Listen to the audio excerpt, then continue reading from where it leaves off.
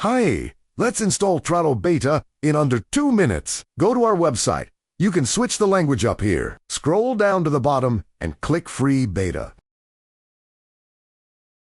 This takes you to our official store. Just enter your email. It's key for updates and hit submit. The download link will go straight to your inbox. Download the file, find the .zip, and unzip it. Inside, you'll find the README file and the installer. Double-click the executable. Heads up, Windows will ask for permission. Since we're new software, you might see a security alert. It's 100% safe.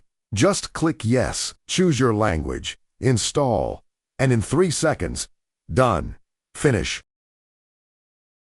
One last key step. When starting Revit, you'll see this security alert. This is standard for indie plugins like us. To let TRARO run smoothly without bugging you, make sure to click Always Load. And now, you're ready to fly. Once your project loads, check the top toolbar.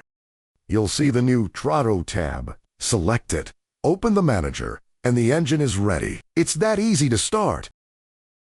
Your projects don't deserve to be frozen. Download the free beta, break the rules, and give your architecture its soul back. See you in motion.